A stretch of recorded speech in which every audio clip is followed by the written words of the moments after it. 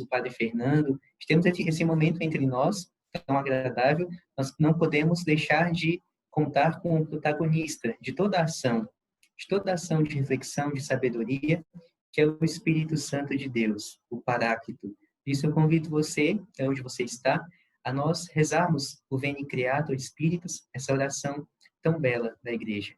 Em nome do Pai, do Filho e do Espírito Santo. Amém. Vinde, Espírito Criador, a nossa alma visitai, e enchei os corações com os vossos dons celestiais. Vós sois chamado intercessor, de Deus excelso dom sem par, a fonte viva, o fogo, o amor, a unção divina e salutar. Sois o doador dos 7 dons. O dedo da direita de Deus, solene promessa do Pai, que inspira as palavras. Iluminai os sentidos, infundi o amor nos corações, fortalecei nossos corpos, virtude firmai para sempre. Afastai o inimigo, dai-nos a paz sem demora, e assim, guiados por vós, evitaremos todo o mal. Fazei-nos conhecer o Pai, e revelai-nos o Filho, para acreditar sempre em vós, Espírito, que de ambos procedeis. Amém. Glória ao Pai, ao Filho e ao Espírito Santo, como era no princípio, agora e sempre. Amém. Boa noite a todos vocês que já estão aqui nesta sala de reuniões do Zoom. Uma grande alegria poder acolher a cada um, cada universitário, cada pessoa que soube desta reunião, deste encontro virtual que nós teremos. Quero receber o senhor, Padre Fernando, com uma grande alegria, uma grande satisfação nesse momento pela sua presença. Prazer é meu. Padre Fernando Rebouças, né, uma breve apresentação dele. Ele é tenente-coronel, capelão do Corpo de Bombeiros Militar do Distrito Federal, é bacharel em Administração de Empresas pela UNB, Universidade de Brasília, também é licenciado em Filosofia pelo Instituto Sapiense de Anápolis, bacharel em Teologia pelo Seminário Maria Mãe do Verbo Encarnado, na Argentina, pós-graduado em Filosofia Clínica pela Faculdade de Filosofia São Miguel Arcanjo, de Anápolis, practitioner em Programação Neurolinguística pelo Instituto Anima DF, coach pelo Instituto Internacional de Coaching, também tem um curso de aperfeiçoamento de oficiais com a monografia escrita sobre os benefícios da fé na vida do homem, também é formado em terapia familiar, formado em psicologia tomista, atualmente cursa pós-graduação em psicanálise pela Casa Essência, também foi palestrante no Encontro Internacional de Capelães, ocorrido em Miami, nos Estados Unidos, em maio de 2014, sobre o tema Fé, o que ganho com isso? Organizador e palestrante nos 2 fóruns de prevenção de suicídio do Distrito Federal, ocorridos em Brasília, nos anos de 2016 e 2017, palestrante no Encontro Nacional de Capelães Militares, em Indaiatuba, em 7 de maio de 2019, com o tema A Integração de Mente e Espírito para uma Saúde Plena, organizador e palestrante da primeira jornada de saúde mental do Corpo de Bombeiros Militar do Distrito Federal, ocorrida em 30 e 31 de outubro de 2018. Grande alegria, novamente, né, temos a presença do Padre Fernando neste momento.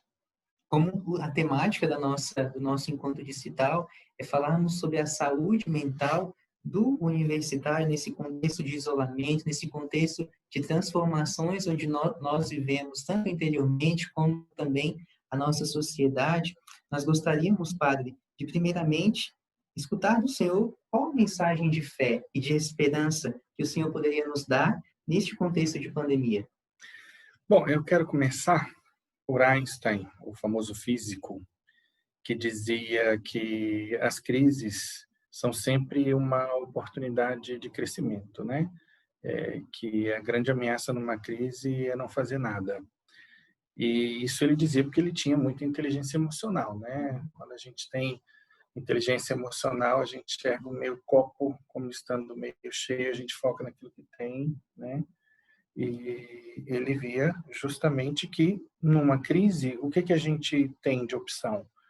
Ou a gente não faz nada, ou a gente se revolta, murmura, se queixa, ou a gente faz do limão uma caipirinha. Uma caipirinha, bebida brasileira, ó. Agora o pessoal se animou, né? Então, E aí, eu não conheço ninguém que tenha resolvido qualquer problema murmurando, se queixando, se revoltando. Pelo contrário. Quando a gente entra nessa vibe ruim, o organismo fica inundado de cortisol, isso baixa a imunidade, entende? É tóxico e além do adoecimento, a gente acaba apodrecendo, né, o ambiente ao nosso redor. Quem é que gosta de uma pessoa reclamando, né?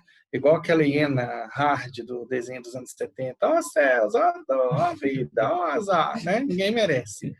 Então, o que a gente pode fazer é justamente procurar mudar aquilo que a gente puder mudar, né?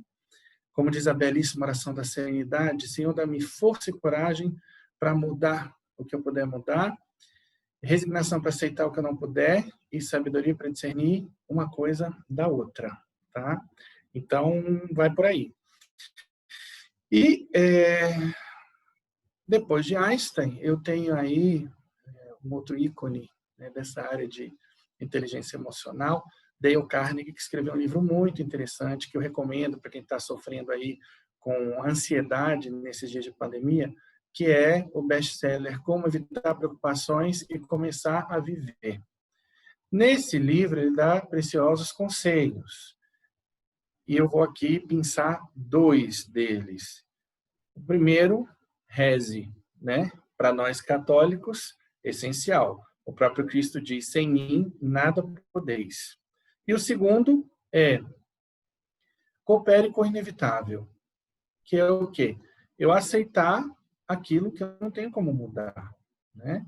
Agora, antes de mais nada, nós temos que tentar mudar toda a situação que a gente considere adversa na vida da gente, né? E aí tem a belíssima frase de Santo Inácio de Loyola, que eu acho muito inspiradora, que diz assim: trabalha como se nada pudesses esperar e espera como se nada pudesses fazer. Então, em outras palavras, ele nos convida ao máximo empenho, como se Deus não existisse, como se os resultados que eu espero dependessem só do meu esforço, e a máxima fé, como se eu não pudesse fazer nada e tudo dependesse só de Deus. Se a gente combina essas 2 coisas, nós teremos os melhores resultados possíveis, ok? E eu quero recordar a todos aqui que Jesus, nos seus milagres, né, sempre exigia do homem aquilo que ele podia fazer.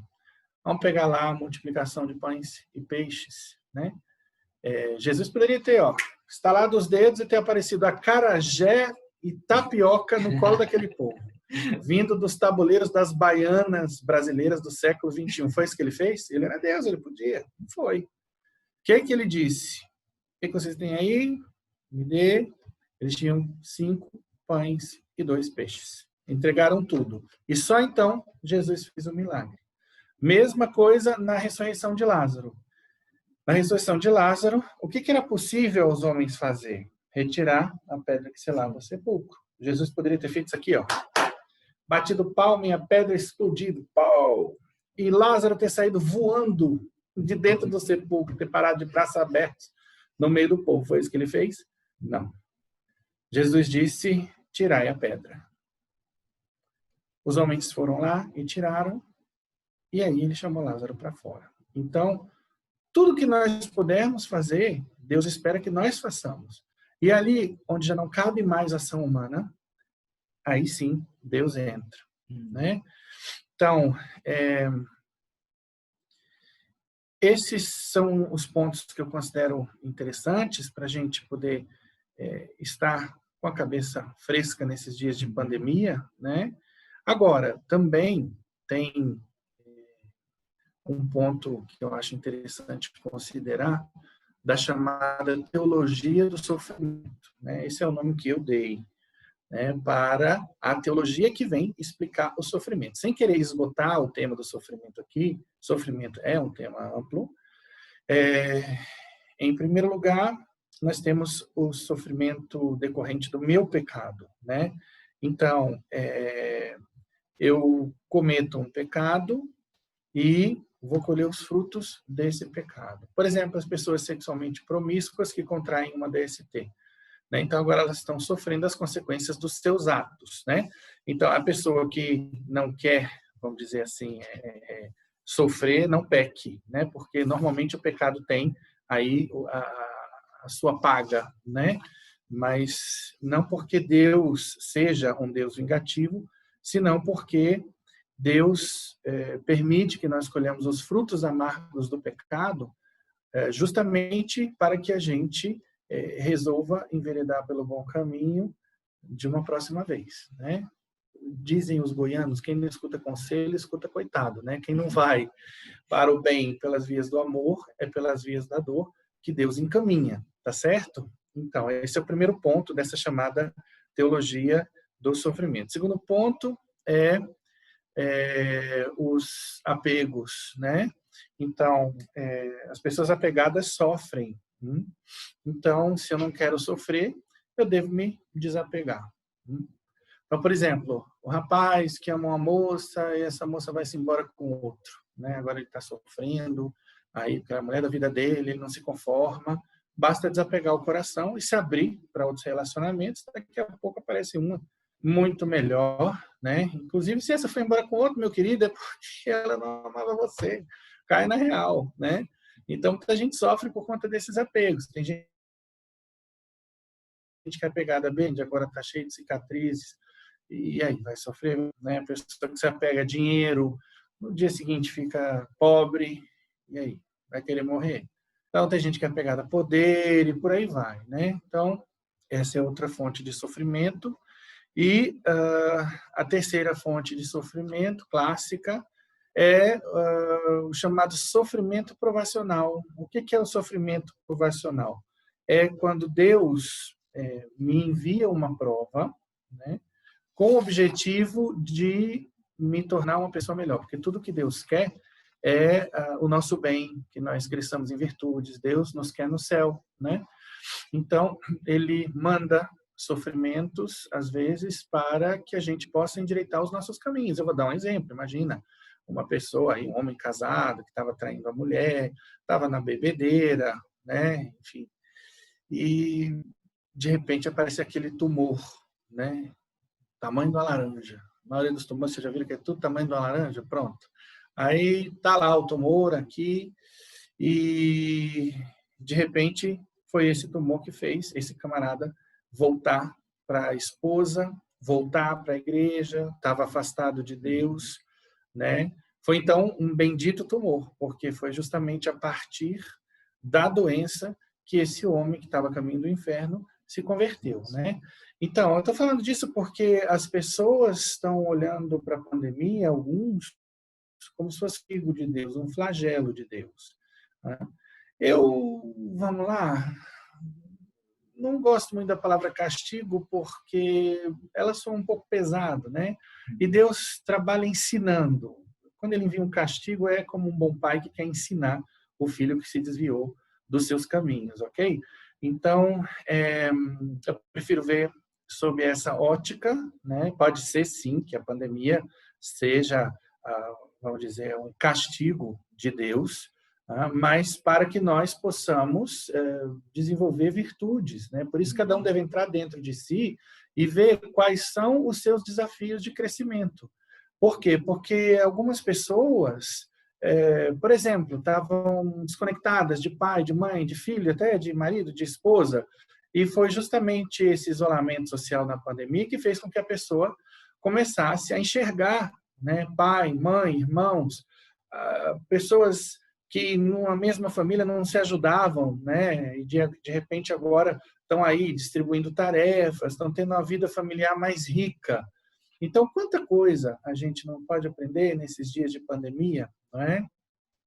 E é por aí que a gente deve caminhar, através da oração, questionar o Senhor, perguntar, Senhor, em que virtudes eu posso crescer? Me mostra como eu posso ser uma melhor pessoa nesses dias de pandemia, né?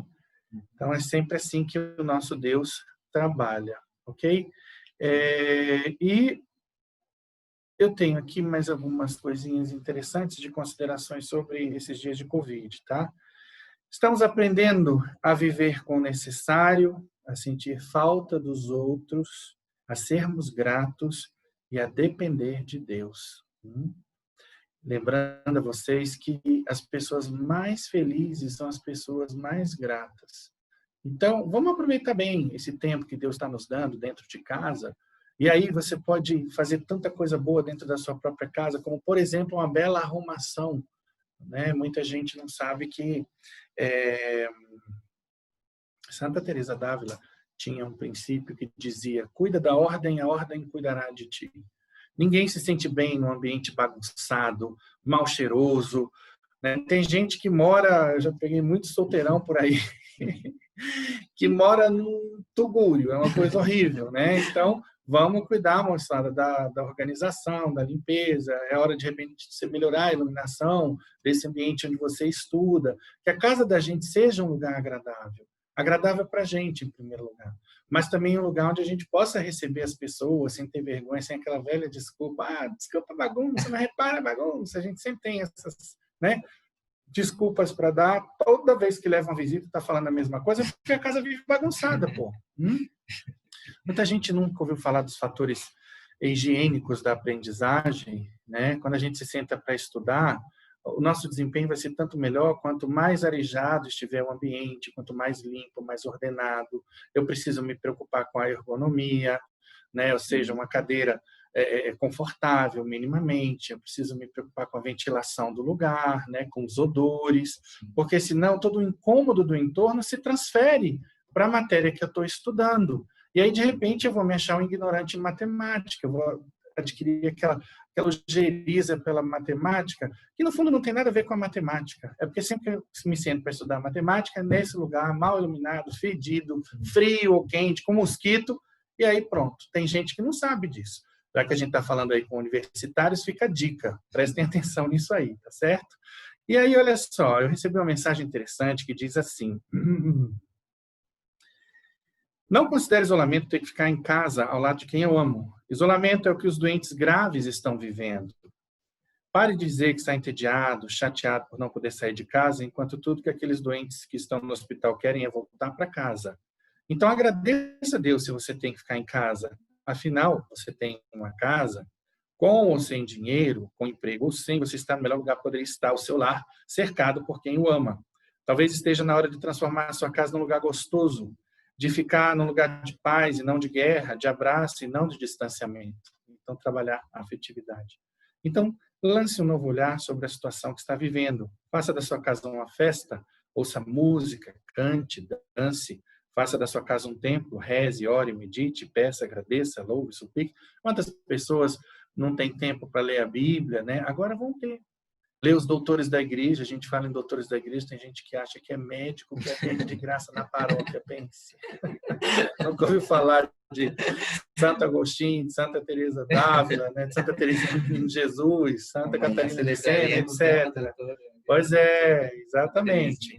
Então, é uma grande oportunidade de organizar a vida de oração, de dar aquela guaribada no seu altar, né? De organizar a sua casa mesmo, né? Enfim, faça da sua casa uma escola, leia, escreva, desenhe, pinte, estude, aprenda, ensine. Faça da sua casa uma loja, limpe, arrume, organize, decore, etiquete, mude de lugar, venda, doe. Que tem uma dica de organização doméstica legal. Gente, aproveite para fazer um mutirão. Está todo mundo dentro de casa, né? E aí, cada hora, o quarto de um. Né? É só botar um vinhozinho. Ah, eu não bebo. Então, escolhe lá a sua Coca-Cola, o que você quiser.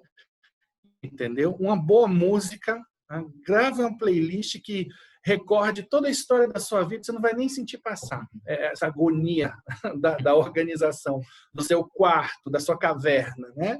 Então, aí você pega 4 caixas, numa caixa você vai colocar o que é para jogar fora, na outra o que é para consertar, na outra você vai colocar aquilo que você não sabe onde quer guardar, né? A caixa do não sei, tá? E aí depois você faz a organização, né? E tem a caixa da doação, é a 4ª caixa, tá? Então, caixa do que não presta, que é lixo, está quebrado. Caixa do que tem que consertar. Caixa do não sei. E a caixa da doação. Pronto, rapidinho você faz uma arrumação bacana e sua casa vai se transformar num lugar especial. E assim a gente faz do limão a famosa limonada. Que tal? Faça da sua casa um restaurante, cozinhe, coma, prove, crie receitas, cultive temperos, plante uma horta. Olha, eu tenho um casal de amigos, eles têm 2 filhos e eles decidiram, eles gostam de sair para restaurante e tal, no fim de semana não estavam podendo fazer nada por conta da pandemia. E aí resolveram fazer da casa deles um restaurante. E aí cada hora um ia para o YouTube e via uma culinária diferente, desde que fosse dentro dos ingredientes que existem aqui no Brasil, né? E que a família pudesse pagar, né? E interessante também é que a minha amiga lá botava a mesa toda bonita, taças de cristal, aquelas porcelanas que a gente só coloca para os amigos, né? Pai, vamos começar a usar com o povo de casa, né? Valorizar a prata da casa. Sim. As pessoas que a gente mais ama são pai, mãe, irmão, a família imediata. E às vezes a gente só paparica o povo que vem de fora. Entende? Então, assim, a pandemia despertou muita coisa boa em muita gente, né? Muita gente se desinstalou, teve gente que aprendeu a fazer unha, mulheres, né? Eu escuto aí falar que aprenderam a fazer unha, a fazer o cabelo, porque não podia ir ao cabeleireiro. Então, é por esse lado que a gente tem que caminhar. Isso é o que o Dale Carnegie quer dizer quando ele ensina que nós devemos cooperar com aquilo que é inevitável. Então, essas são as dicas assim mais básicas, né? Para enfrentar aí esses dias de pandemia. Grande riqueza, padre. Tem um casal de amigos recém-casados, né? Que um deles até está aqui, que também sempre vive essa experiência, né, da culinária, já até partilharam comigo. Muito interessante.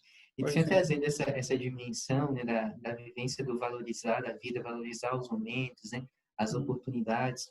Nós sabemos que também no contexto universitário, ainda que na época quando muitos de nós, né, estávamos indo presencialmente às nossas universidades, nossas faculdades, às vezes reclamando da dinâmica extensiva, às vezes desgastante, né, que envolve o âmbito universitário, as provas, os seminários e tudo, ainda que isso também nós estamos sentindo falta disso, né? Ainda que estejamos tendo o ensino remoto, ao menos a faculdade onde eu estudo está tendo, né, ainda o ensino remoto, estamos sentindo falta disso. E quando a gente trabalha também, traz essa questão do universitário, padre Fernando, nós vemos também que às vezes muita ansiedade, né? Ansiedade, às vezes, da dimensão dos sonhos, né? A minha universidade mesmo, onde eu estudo, e alguns aqui, uns colegas também estudam, né? Ela teve o semestre todo pausado, né? Congelado. Então, atrasou o tempo que alguns estavam planejando para se formar, para se graduar, para entrar para o mercado de trabalho. E a gente vê que é um movimento que naturalmente gera em nós uma certa ansiedade, né? Então a gente pergunta ao Senhor, né? Como ansiedade e frustração, né? Ansiedade e frustração, né? Como trabalhar essa ansiedade à luz da fé, né? Nesse contexto dos universitários. Pois é, em primeiro lugar, eu acho que Deus vai parar o tempo, 2020 vai ser cortado o calendário, a gente vai ver um ano a mais todo mundo, porque aconteceu com todo mundo. Então ninguém fica, ai meu Deus, perdi um ano. Não foi só você, Sim. todo mundo perdeu. Sim. Todo mundo, absolutamente todo mundo. Então, mais uma vez, vamos lá. Diante da ansiedade, né, a gente, em primeiro lugar, tem que ver se existe algo que nós podemos fazer. E aí, se eu já esgotei todas as possibilidades de ação da minha parte, dentro do que eu posso fazer, em termos de recursos que eu tenho, né, em termos do que eu sei estar à disposição, né, aí é que a gente começa a rezar. A frase de Santo Inácio de Loyola: trabalha como se nada pudesse esperar e espera como se nada pudesse fazer. Agora, também vai ajudar muito no controle da ansiedade o plano B. Eu vou dar um exemplo prático para vocês. Eu entrei aqui no Corpo de Bombeiros subjúdice. Por quê? Porque na época eu fui reprovado no teste de aptidão física, né? E, enfim, havia também outras 2 exigências lá do edital, diploma de teologia reconhecido pelo MEC, quase nenhum sacerdote tem, né? E também a idade, eu estava fora da idade, estava dentro da idade para capelão das Forças Armadas, mas não para capelão do Corpo de Bombeiros aqui. Bom, toda uma longa história que eu vou resumir para vocês. Então, eu estava sob júdice, e aí, sempre às vésperas do julgamento, né, você começa a pensar, poxa, seria tão bom se eu pudesse ficar aqui, eu já estou ambientado com as pessoas, né, já fiz tantas amizades, se de repente não dá certo, eu vou ter que começar tudo de novo, né? Só que eu tinha meu plano B. Como eu queria ficar aqui por perto, eu iria para Goiânia, né? Mas aí até o demônio chega, Goiânia, será que você vai curtir isso e aquilo? E começa a botar medos, né? E ele trabalha muito esses apegos e, enfim, o que neutralizava esse tipo de preocupação e de pensamento que vem? É a confiança em Deus, né? Então, eu tinha certeza de que tinha feito tudo que estava ao meu alcance. E aí vem o conhecimento bíblico em nosso auxílio, né? A porta que Deus abre, ninguém fecha. A que Deus fecha, ninguém abre, né? Então, Deus tem um plano para cada um de nós. Eu sabia que Ele tinha as minhas ovelhas em algum lugar, eu seria o melhor pastor para elas, e elas seriam as ovelhas que me dariam a minha oportunidade de me salvar, né? Ajudando-as a se salvarem. Então, eu tinha essa certeza, e no fundo eu falava para Deus, se não forem os bombeiros, as minhas ovelhas, eu quero conhecer as minhas ovelhas, não quero ovelhas de outro pastor, né? E isso me acalmava, me tranquilizava. Então, é todo um momento que você tem que ter para parar, pensar no assunto, né? E se os elementos da fé não conseguem lhe apaziguar, aí nós temos um problema de fé, um desafio, realmente. Será que você acredita nisso tudo que vem à sua cabeça, mas não está conseguindo lhe devolver a paz? Então, eu falei dos elementos que me devolviam a paz a mim, né? Fazendo uma partilha aqui com vocês. Tá? E, bom, aceitar que Deus está no comando. Às vezes aquilo que você está pedindo, que você está querendo aqui agora, não é para você aqui agora, vai ser para você daqui a um ano. Então, a gente tem que esperar no tempo de Deus. Ou então não é para o meu bem. Aí Deus vai afastar, mas se você rezou pedindo aquilo que não era para o seu bem, porque veja, a Bíblia diz, pedi e recebereis, mas não diz pedi e recebereis o que pedistes. Mais na frente na Epístola de Santiago está escrito o quê? Pedis e não recebeis o que pedis, porque pedis mal. Né? Então Deus sabe o que é melhor para nós e Ele não deixa essa oração. Ainda que eu tenha pedido o que não convinha, não vai deixar essa oração em vão, de maneira nenhuma. Ele vai me dar o que eu mais preciso, que eu nem suspeito que preciso, porque Ele é bom, porque Ele é compassivo, porque Ele é providente. E aí a gente se contenta com aquilo que recebe de Deus, e aí a famosa frase, vida que segue. Então não tem maior ciência para vencer a ansiedade do que isso que eu falei para vocês, não. Estou dizendo para vocês como eu trabalho, tendo estudado psicologia e teologia, a ansiedade no meu caso. Aliás, eu não conheço ansiedade justamente por causa dessa forma, tá certo? É lógico, sempre antes de algum evento, uma expectativa que a gente tem, vem as famosas borboletas no estômago, né? Como falam os ingleses, né? Butterflies in my stomach, né? Mas logo a gente começa com esse diálogo consigo mesmo, né, com Deus, colocando as coisas na presença de Deus e pronto. Quando eu sei que o Senhor é meu pastor e nada me faltará, quando eu tenho essa certeza, está tudo resolvido, tá? Que maravilha, padre. Essa dimensão da ansiedade, ela está diretamente relacionada também com a frustração, né? Com a frustração, às vezes, dos nossos planos, dos nossos projetos que não deram certo, como o senhor bem colocou, e aí a gente vem já com esse outro questionamento, né? Como lidar com as frustrações? Como um universitário que está aí também pode lidar com as frustrações, às vezes até de se adaptar a essa nova modalidade de ensino, né? De ensino remoto, às vezes os desafios que isso traz para a gente. Eu dei aqui um exemplo, né? Pequeno ainda, mas as frustrações de um modo geral. No fundo, a gente não quer se frustrar, tem medo de se frustrar, não é? Porque também, muitas vezes, a gente não entende bem o que é a frustração. Vamos lá. Em primeiro lugar, quando a gente se frustra, é porque a gente sabe que poderia ter tido outro resultado. Então, que tal a gente ficar com o lado positivo desse sentimento, né? Então, imagina, você está frustrado porque não foi medalha de ouro no campeonato, foi medalha de prata. Então, você sabe que se tivesse feito alguma coisa a mais, teria conseguido a medalha de ouro. Então, vamos buscar esse algo a mais, né? Ao invés de focar no fracasso, né? De ter uma leitura negativa desse resultado, vamos atrás do que faltou para chegar à medalha de ouro. Atrás de quem possa nos ajudar a termos um resultado melhor no futuro. Tá? Isso é o que ensina a programação neurolinguística.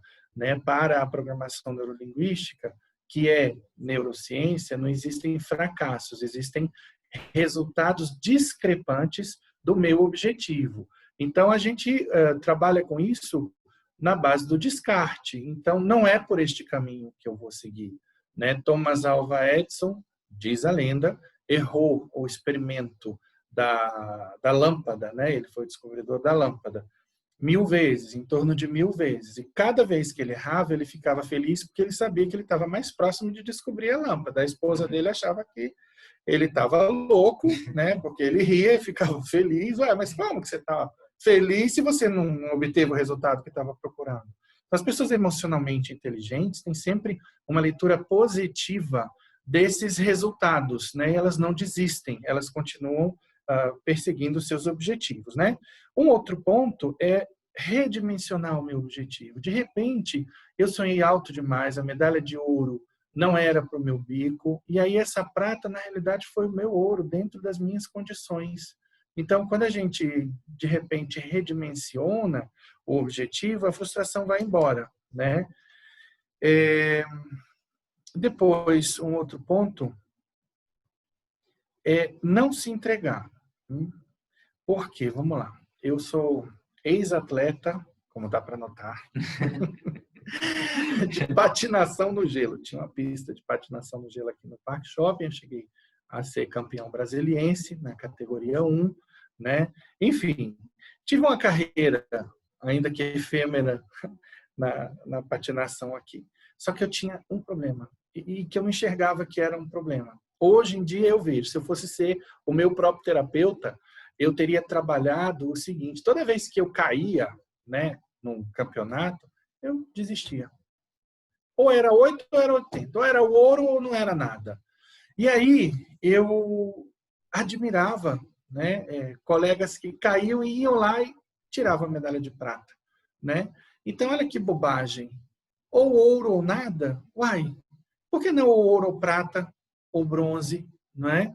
Então, a gente tem que tomar cuidado que a gente vive numa sociedade muito competitiva, uma sociedade que só dá valor a quem é ouro, né?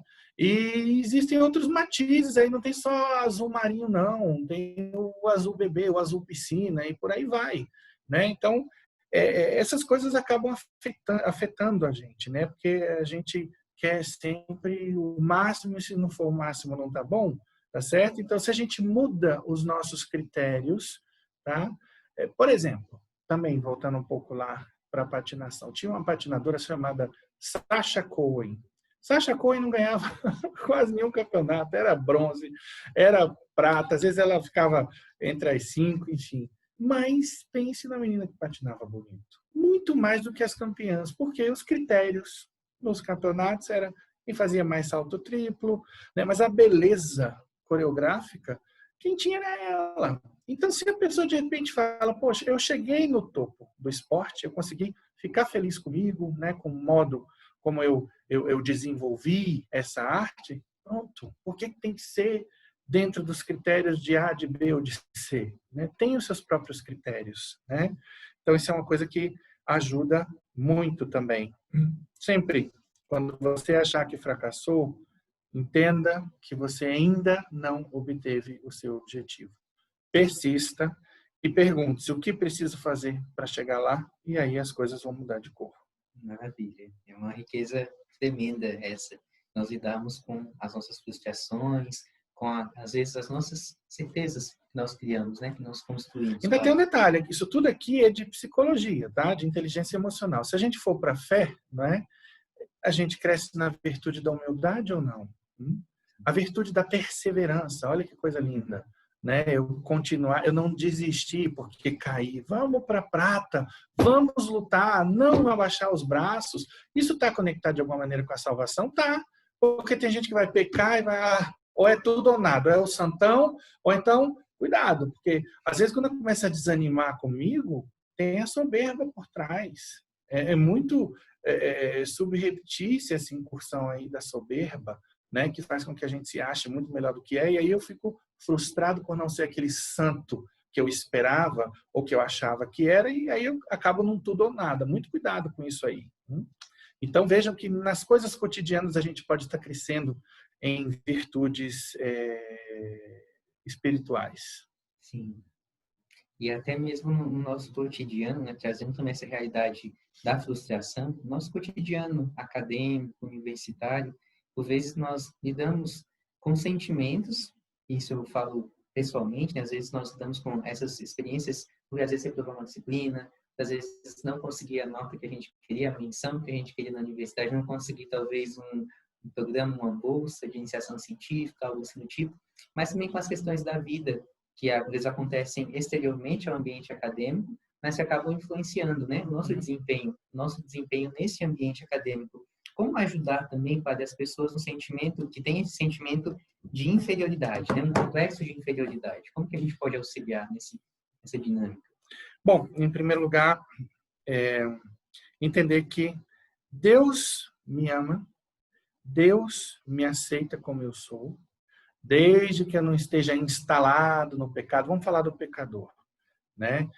Aquela pessoa que vira e mexe e cai no mesmo pecado, que é fraca, né? Então, meu irmão, não aceite aquela pessoa que fala, olha aí, você de novo, no mesmo erro e tal. Se você está tentando acertar, está fazendo de tudo, está escorregando por fraqueza, Deus é o primeiro que vai dizer, coragem, meu filho, levante-se, vamos de novo, estou com você. Tá? Então, a gente tem que tomar muito cuidado com esses padrões, mais uma vez, que são impostos, que vêm de fora para dentro, né? Então, Deus me ama, me aceita, me perdoa, tantas vezes eu peque, o que não significa, mais uma vez, uma acomodação no pecado. Tá? Então, eu sei que não importa se é a 10ª vez, a 15ª que eu caio no mesmo pecado, eu estou arrependido, o que configura o arrependimento? Não posso voltar atrás e fazer um novo começo, mas posso começar agora e fazer um novo fim. Você pode até ter afeto ao pecado. Lógico que na busca da santidade a gente vai procurando o desafeto do pecado. E é próprio da santidade isso. Mas cada um está num estágio. Mesmo que haja um afeto ao pecado, um gosto pelo pecado, se você não quer pecar, porque isso ofende a Deus, porque isso nos condena. Então, esse é o elemento mais importante. Eu quero fazer o que é certo, não quero ofender o Senhor, eu vou colocar os meios para não mais pecar, pronto. Né? Porque a sociedade não é assim, não nos trata assim. Né? Entender que Deus tem um plano para mim. Né? Veja, Deus nos tirou do nada, tirou você do nada, criatura. Tinha tantas possibilidades de criação e escolheu você. Ah, mas com essa boca, com esse nariz gordinho assim, sim, com essa boca, com esse nariz gordinho, magrinho, não importa. Hein? Porque, veja, na natureza está tudo feito com peso e com medida. Tudo perfeito, tudo encaixado, tudo calculado. Nós fomos calculados também, entre aspas, né? Ou seja, não importa se você tem um só talento. De repente, esse cabra tem 5 talentos, mas eu, com um talento só, posso ter um céu melhor do que o dele, porque não importa o que se faz, e sim o amor com o que se faz. Palavras de Madre Teresa de Calcutá. Eu, com um talento, faço com tanto amor, né, o que Deus determinou que eu faria com esse um talento, e esse aqui, mais ou menos, os 5, vai encarar um purgatório bacana aí, porque não colocou plenamente os talentos à disposição, ou até se não colocar os talentos à disposição, nem para o purgatório vai, né? Então, muito cuidado com essa coisa de ficar olhando para os lados, né? Seja você, desenvolva os seus talentos, descubra o seu lugar debaixo do sol. Lógico que tem situações em que a gente vai precisar de terapia, se você cresceu ouvindo um pai e uma mãe que falavam sempre, tá vendo? Fazendo besteira de novo, eu não posso confiar em você. Ovo que a gente põe na sua mão, agora, você já reparou? Então, teve gente que cresceu assim. E cuidado, porque às vezes seu pai e sua mãe não fez isso porque era ruim, não. É porque os avós fizeram assim com eles, entendeu? Ninguém dá o que não recebeu, né? A gente tem de reproduzir aquilo que viu em casa, tá certo? Então, uma terapia vai ajudar muito. Por exemplo, os estudos da doutora Renate Joshi, né, abordagem direta do inconsciente, mostra que existem questões que começam lá numa rejeição intrauterina. Eu peguei o caso de uma moça uma vez que tinha uma depressão grave porque o pai queria o aborto a todo custo, a mãe é que não deixou. Mas o pai queria o aborto porque, coitado, ele achava que era um monte de células, ignorante, né? E estava preocupado, estava desempregado, não queria mais uma boca para sustentar. Como é que ele ia sustentar mais uma boca se ele estava desempregado? Aí, quando ela descobriu isso tudo, fazendo aquela regressão até o tempo que ela habitava o ventre da mãe, né? Que Renate Joshi não faz regressão a vidas passadas, não tem nada a ver. Para no momento da concepção, que por sinal é um momento lindo, em que a pessoa vê o espermatozoide do pai, o óvulo da mãe, olha para cima, vê uma grande luz que é Deus, de onde sai a nossa alma. Olha que coisa linda, né? Então, quantas pessoas não conseguem entender melhor, né, por que se sentem desse jeito, e a partir dessa compreensão muda completamente. Tá? E outra coisa, vamos lá? Santa Teresinha do Menino Jesus, eu acho que tem uma frase maravilhosa que ajuda muito aqui. Ela dizia: não sou capaz de fazer coisas extraordinárias, mas as coisas ordinárias posso fazê-las com amor extraordinário. São João da Cruz: onde não há amor, põe amor e tirarás amor. Né? Então, acho que isso aí ajuda bastante quem tem esse complexo, né? Não precisa ter, porque todos somos iguais perante Deus, né? E o que importa é justamente o meu serviço ao Senhor, a minha disponibilidade para as coisas de Deus, a minha vida de oração, as minhas virtudes, o meu amor, tá certo? Então, de repente, se a gente olhar por esse lado, você que se sente o pior vai ser o primeiro. Não há últimos que serão os primeiros e primeiros que serão os últimos. Então, muito cuidado, tem gente que acha que felicidade depende de dinheiro, de status, né? De, enfim, circunstâncias, não. Né? Primeiro, felicidade é a consequência da bondade. A gente nasce para ser bom, para ser santo, ok? Sim. Tem um versículo bíblico, né, o Senhor falando nessa dimensão de nós lutarmos, não desistirmos, né, de Filipenses, que São Paulo, né, o nosso grande coluna da igreja, né, ele fala uma frase que é bem interessante, né, que é: persigo o alvo rumo ao prêmio celeste, o qual Deus nos chama em Jesus Cristo. Né? Perseguir, não desistir, enfrentar, ter a resiliência, né? E a gente fala, pergunta, né, também questionar o Senhor, diante de tantos irmãos que vivem, talvez, tantas realidades também desafiadoras, como persistir, como enfrentar o desânimo, Padre? Desânimo. Em primeiro lugar, você tem que descartar se o seu problema não é bioquímico. Porque quando a pessoa tem baixa de vitamina D, complexo B, B6 e B12 em especial, hipotireoidismo, anemia, diabetes, baixa de testosterona, o ânimo vai estar lá embaixo. Então, enquanto você não resolver o problema bioquímico, não espere se animar para nada. Tá? Então, descartada essa hipótese, aí você vai a um clínico geral, pede esses exames aqui, e aí beleza, não é nada bioquímico, então vamos ver a questão anímica, né? E aí eu quero me reportar ao documentário Happy, de Rocco Bellic. Muito bacana. Happy em inglês quer dizer feliz. Ele foi ao ar há uns anos atrás, não sabia exatamente quando. E o documentário mostra conclusões de uma grande pesquisa que fizeram sobre felicidade, envolvendo pessoas das mais variadas idades, de ambos os sexos, solteiros, casados, gente da Índia, do Japão, da Dinamarca, vários lugares. E chegaram a uma conclusão muito interessante. Vamos lá? 3 são os pontos centrais da felicidade humana. Em primeiro lugar, as pessoas que estão felizes consigo mesmas. Então, o que eu falei para trás, né? De eu me sentir amado por Deus, Deus me aceita, Deus me perdoa, existe um propósito para eu estar aqui, Deus tem uma missão para mim que é única, é minha, é irrepetível. O que Deus determinou que é você que vai fazer, meu irmão, minha irmã, ninguém pode fazer no seu lugar. Não põe, olha, é o demônio que fala que tem gente muito melhor para fazer no seu lugar, é você que não está acreditando no seu taco. Ou porque foi educado dessa maneira, e aí vem Satanás e se vale disso aí, fica lá buzinando no seu ouvido. Não aceite essa conversinha, não. Então, pessoas que têm bons relacionamentos, né? Também é um segundo ponto. Então, quanto mais a gente se trabalha da dor em si, a partir do autoconhecimento, aí tem direção espiritual, pode ter uma terapia, as leituras espirituais, tudo que é próprio da nossa caminhada, né? Eu falo ainda da questão da inanição espiritual. O que é a inanição espiritual? A pessoa que vive no pecado, ou seja, não cumpre os mandamentos, não conhece o manual de instruções do ser humano, que é a Sagrada Escritura, é necessário ler a Bíblia. Segundo, sobretudo, 2 sacramentos que nos renovam, que nos revigoram, que é a confissão, né, que me restaura a graça santificante na minha vida, né? O sacramento do perdão de Deus, do encontro com Jesus misericordioso na pessoa do sacerdote, e o sacramento da Eucaristia, que não come da minha carne e não bebe do meu sangue, não tem a vida em si. Quem come da minha carne e bebe do meu sangue, permanece em mim e eu nele, né? Depois, vida de oração, sem mim nada podeis. E tudo isso não tem valor se não se transformar em obras, né? Então, necessariamente, a gente vai se relacionar bem com as pessoas. né? Porque é próprio da caridade isso, dar prioridade ao outro, né?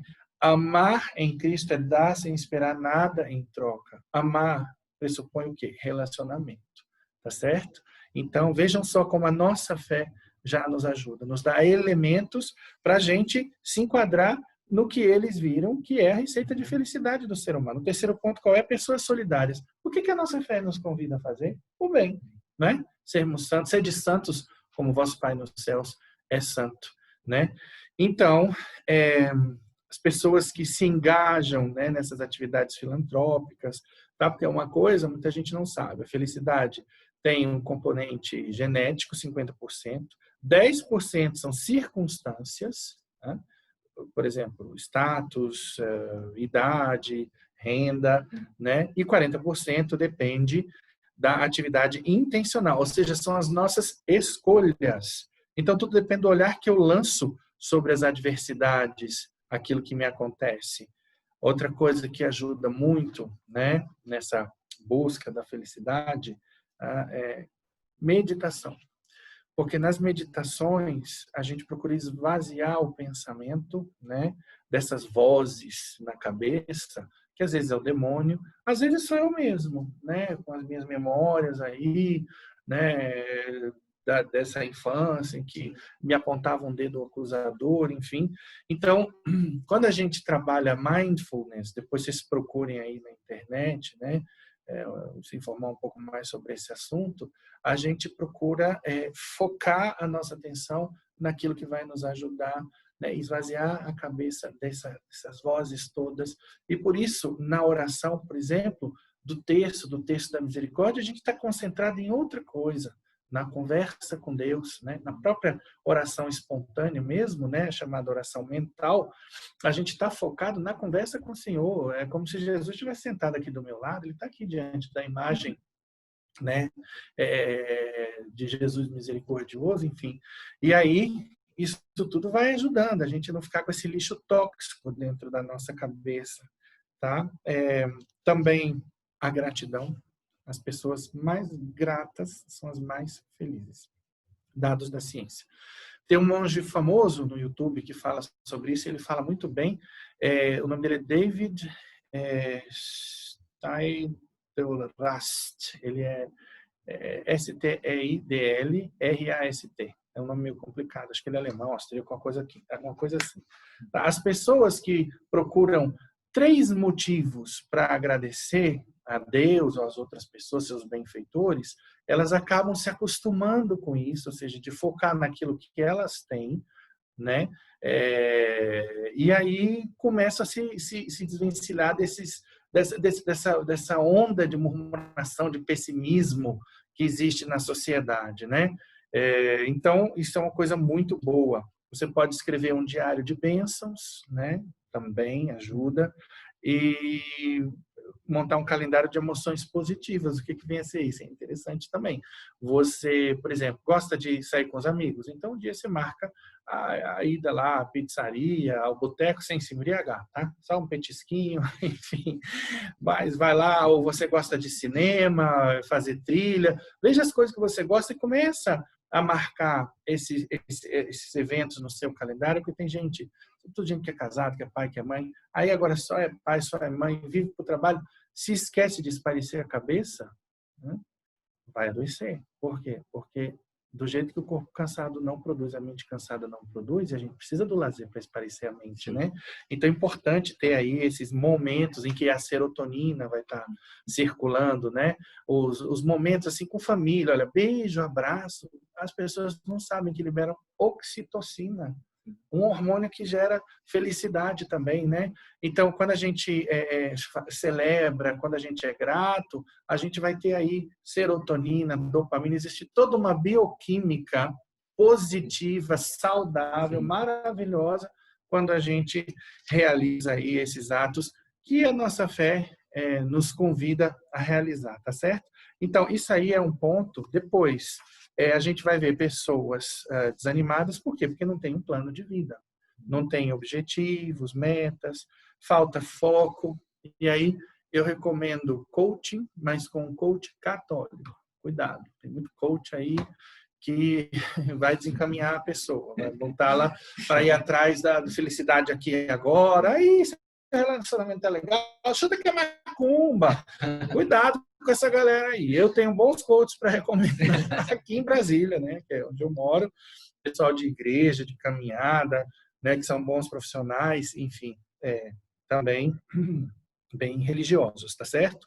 Então, o que é o coaching? É esse trabalho de ajuda na busca da excelência pessoal, né? Em que você vai analisar, tendo o coach como um facilitador, a sua vida nos campos da espiritualidade, da saúde, dos relacionamentos, da carreira, do desenvolvimento pessoal, do ambiente físico, do entretenimento e lazer, das finanças, né? Ver onde você está, onde você quer chegar. Então, muito difícil você desanimar, porque você vai estar trabalhando justamente isso que eu falei, um objetivo, foco, você vai ter os mecanismos de controle para sentir que você está progredindo, que saiu da estagnação, né? E muito cuidado com a sigla SAL, S-A-L. Anota aí. Sinais de depressão. Por quê? Porque o desânimo pode ser uma depressão. A pessoa normalmente deprimida, ela tem uma angústia no peito, mas o S é de sono. Ou ela está dormindo demais ou de menos. O A é de alimentação. Ou está comendo muito ou pouco. E o L é de libido. São questões relacionadas, né, à sexualidade, ao prazer. A libido está lá embaixo. Tá? Então, cuidado aí com essa sigla, SAL. Bom, e vai ter outras questões aí relacionadas, por exemplo, com quem está desempregado. Ai, minha família, padre, só me põe para baixo. Né? Então, meu filho, melhora seu currículo, para de reclamar do desemprego, vai atrás de botar um inglês aí no seu currículo, um curso de informática, vai fazer um curso de atendimento ao cliente, você tem que se desinstalar. Ah, não tem dinheiro, pede emprestado, vai começar a trabalhar, você paga, peça uma pessoa que, né, você pode até não conseguir um emprego daqui a um mês, dois, sabe? Mas tem que se virar, né? E se a sua família coloca para baixo, sai de casa. Ah, vou morar, eu não sei, com a avó. Ah, mas eu não gosto de dever favor. Ah, minha filha, aí fica difícil, realmente. Né? Então, às vezes, Deus está criando situações para você perder o orgulho e ir lá pedir para sua avó, sabe? Desce do seu pedestalzinho, meu irmão. Vai agora viver de favor que você pode ter aqui agora. Senão, você vai continuar aí nesse ambiente tóxico. Tem gente que nasceu para sofrer realmente, porque só murmura, reclama e não quer fazer nada do que os profissionais, os especialistas dizem que é para fazer. A pessoa quer que caia do céu o milagre, pô. Esses dias, meu, uma moça, eu falo isso de brincadeira, é engraçado, pedindo para eu benzer as canetas, para fazer um concurso público, pense. Eu falei, minha irmã, você estudou? Não. Você não vai passar. Eu não vou benzer sua caneta, não. Porque teve gente que fez matrícula em cursinho, que está estudando há um ano. Né? Você acha justo que você passe no concurso porque o padre bonitão benzeu as suas canetas? E nem bonitão eu sou. Piorou. Entendeu? Então, é isso. O povo hoje fica esperando o milagre cair do céu. Né? Então, eu acho que sim, deu para a gente abordar, talvez, sim, os temas. Um voo de helicóptero, né? Muito e não bom. Esgota essas temáticas que são bem ricas, existem outros aspectos, e tem muito a casuística, né, que é bem individual, a gente precisa ver a situação de cada pessoa, mas em linhas gerais isso aqui é como uma receita de bolo que serve para qualquer um, tá certo? Que riqueza, né, para 40, 50 minutos. Nós temos algumas perguntas, padre, que vieram. Sim. Também os meninos podem ficar à vontade para elaborarem algumas perguntas, né, no final, ou se quiserem falar por áudio, né, podem abrir o áudio, a câmera, ou podem mandar também pelo chat, né? Mas nós temos uma pergunta que foi feita já ainda mais cedo, né? Que é assim, um jovem católico pode usar ferramentas da medicina tradicional chinesa, Ayurveda, por exemplo, meditação e yoga para desenvolvimento da saúde mental? Eu já ouvi algumas pessoas dizerem que tais práticas geram contaminação espiritual, é verdade? Olha, meditação transcendental não, tá? Yoga também não. Por quê? Porque yoga tem todo um lado espiritual que é bastante panteísta, né? As pessoas começam com o Deus que habita em mim, saúde do Deus que habita em ti, né?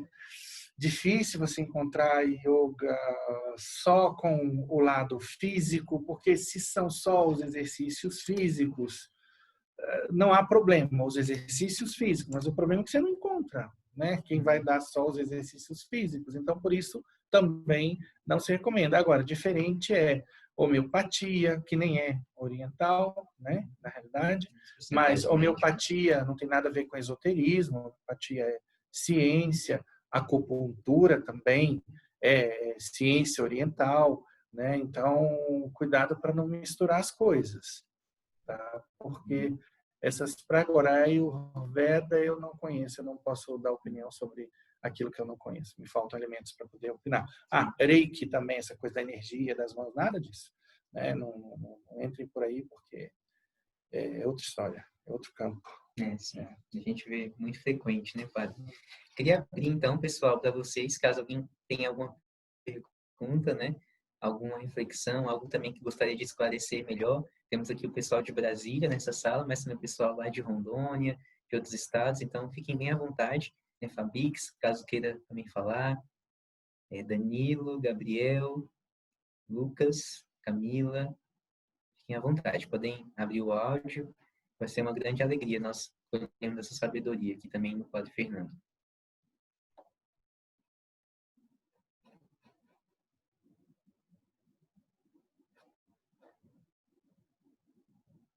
Acho que o pessoal está tímido, padre. Não tem problema, não. Então, acho que nós podemos dar a atividade por encerrada, né? Sim. É isso, então, que Deus possa abençoar a todos, né? Eu gostaria de deixar uma mensagem aqui, que é uma frase do poeta indiano Tagore: cada novo ser humano que nasce é a prova cabal de que Deus não perde a esperança nos homens. Então, se Deus não perde a esperança em nós, né? Se Ele bota fé em nós, então quem somos nós para perdermos a esperança em nós mesmos? Sim. Ou perdermos a esperança nos outros? Porque tem gente que é muito desencorajadora, né? Muito cuidado se essa é a sua postura, porque como cristão você deve se incentivar, a gente deve se ajudar, botar o outro para cima, não para baixo, né? O nosso mestre Jesus manda que a gente promova os nossos irmãos, né? E promover é isso, colocar para cima, ajudar, alentar e se oferecer, né? Como instrumentos do Senhor ali também, para que essa pessoa possa se autossuperar. Um grande abraço, eu vou dar a bênção para vocês. Então, alguém tem uma última chance de fazer aí a sua pergunta, colocar a sua dúvida? Sim, perguntaram aqui, padre, a letra S da sigla SAL. S é sono. Sono em excesso ou sono de menos, né? A de alimentação em excesso ou alimentação de menos, ok? Eu pediria... Maravilhoso esse encontro. Eu pediria que quem pudesse abrisse a sua câmera, né? Para a gente diminuir um pouco também a distância. É um dos objetivos do Zoom que nós escolhemos, é permitir essa interatividade. Então, até para nós recebermos a bênção, nós estarmos mais à vontade, eu pediria que, nesse momento, né, vocês abrissem a câmera, nós vamos te dar um print, uma foto no final, mas é uma grande oportunidade, né, que a tecnologia nos dá de nos aproximarmos de alguma forma, né, uns dos outros daqui. Antes do senhor também dar a bênção, padre, em nome da Renovação Carismática Católica do Distrito Federal, nós queremos agradecer imensamente o Ministério de Universidades Renovadas ao Senhor. Rezamos também para que o Divino Espírito Santo, né, continue a conduzir os seus passos, a sua missão, o seu sacerdócio. Precisamos, todos nós padres precisamos muito das orações do povo de Deus, né? Sim. Tá? Com certeza. Se o senhor quiser falar também aqui da capela, né? Olha só, nós estamos começando aí um trabalho, né? Nas redes sociais, se Deus quiser, em breve, se vocês quiserem já começar a seguir a paróquia, mas não temos ainda grandes publicações, vamos começar aos poucos. Eu dei algumas entrevistas aí para a Rede Canção Nova, né? Que vão estar disponíveis, tá certo? Então, o nosso canal é o Paróquia CBMDF, né, no Instagram, e temos também no YouTube, se eu não me engano, é Fé Católica, né, mas qualquer coisa pelo site, vocês chegam à página do Facebook, também é o www.paroquiacbmdf.com.br, né, e lá no site vocês podem procurar o Guia Devocional tá bem bacana. De tempos em tempos entrem lá, porque ele sofre modificações, a gente vai colocando acréscimos de belíssimas devoções da igreja, tá? Então lá tem uns vídeos edificantes, a gente está aos pouquinhos dando a guaribada lá no site, né? Tem aí essas entrevistas todas que eu já dei, a monografia que eu escrevi também, que mostra aí os benefícios da fé no campo da medicina, da psicologia, sobretudo para aqueles que são evangelizadores, né? Você tem ali dados científicos importantíssimos para quem é universitário, porque nas universidades se duvida tanto de Deus, né? Se a gente fala de fé, fé é palavrão, né? Então, vocês vão ter ali matéria boa para provar, né, como a fé vale a pena. Tá bem, gente? Sim. Então, posso dar a benção agora? Temos uma pergunta, Temos uma pergunta do Lucas Andrade, que pergunta, né, um acadêmico, como dar um verdadeiro valor espiritual ao sofrimento e às perseguições da vida? Bom, em primeiro lugar, entender que Cristo sofreu muito mais do que nós. Tá? Quem começar a aprender a comparar aquilo que passa nessa vida com o que Jesus passou, num minuto, em algum ponto da Via Crucis, a gente vai parar de gemer, de chorar, de reclamar, né? Porque quando a gente repassa todo o Calvário de Jesus, a gente vê quem de fato sofreu, sem querer minimizar os sofrimentos de cada um, tá certo? Então, esse é o primeiro ponto, né? Agora, nós precisamos também aprender a entregar os sofrimentos a Jesus. Agora, cuidado. Entregar os sofrimentos a Jesus não é entregar-se. Mais uma vez eu falei no início aqui, vamos lutar para mudar essa condição, fazer tudo que a gente puder para sair dessa dor, desse sofrimento, porque às vezes é justamente a falta de um novo olhar sobre o tema, entende? Por exemplo, um exemplo que me vem à cabeça, as questões relacionadas à mágoa, ressentimento, depende só de você e mais de ninguém. O sofrimento pode acabar agora, dependendo do olhar que você lançar. Entendeu? Você pode resolver essa questão para sempre na sua vida, tá? Então, e aí a gente sobrenaturaliza o sofrimento. Digamos que seja uma dor física por conta de uma doença, é algo que você não está conseguindo mudar. Então, pegue-se com um crucifixo, às vezes essa questão física é tão importante, uma imagem de Nossa Senhora, e fala, Senhor, tu sofreste muito mais, eu quero me unir a ti nas tuas dores, e eu quero te pedir que essas minhas dores não sejam em vão, eu quero te pedir que essas dores sejam pela libertação da minha prima, pela cura do meu tio, pelo vestibular da minha irmã, e aí a gente vai oferecendo, sobretudo pela conversão, né, dos familiares, dos amigos, das pessoas mais afastadas de Deus. Olha, se tem uma coisa que agrada a Deus, é essa fé. Quando eu aceito que eu não posso mudar, entendendo que Ele está no comando, que Ele não é ruim, não é assim que Ele está me deixando sofrer, porque Deus às vezes precisa de almas vítimas, outros Cristos. E olha, quem recebe a cruz recebe um prêmio, recebe um beijo de Deus. As pessoas acham que os beijos de Deus é só dinheiro na loteria, um carro 0 quilômetro, passar em concurso e não sei o quê. Essas coisas fazem parte da vida, mas eu posso dizer para vocês, então eu rasgo meu diploma de teologia, não sei nada de teologia. Os maiores prêmios são as maiores cruzes, né? Até porque tem um detalhe tão interessante por detrás da cruz, né? Tem uma mística chamada Luisa Picarreta, né? E ela dizia que a cruz acontece sempre quando duas vontades se cruzam. Vamos pegar o casamento, né? A vontade do marido se cruza com a vontade da mulher, tá aí, né? E como é que a gente, vamos dizer, desfaz a cruz? Olha só, a vontade do marido começa a ser a vontade da mulher começa a ser a vontade do marido. A gente consegue isso através de quê? Oração. Ligação com Deus. Mesma coisa, a vontade de Deus vai no sentido vertical, a vontade da gente é na horizontal, os prazeres desse mundo. Aí, ó, cruz. Aí o que eu faço? Eu pego e começo a trabalhar minha vontade para que seja o que Deus quiser. Por isso eu adoro aquela oração da Madre Maravilhas de Jesus, que está lá no nosso site também. Senhor, eu quero o que tu quiseres, onde o quiseres, quando quiseres, como quiseres, enquanto quiseres, se o quiseres e porque o queres. É profunda.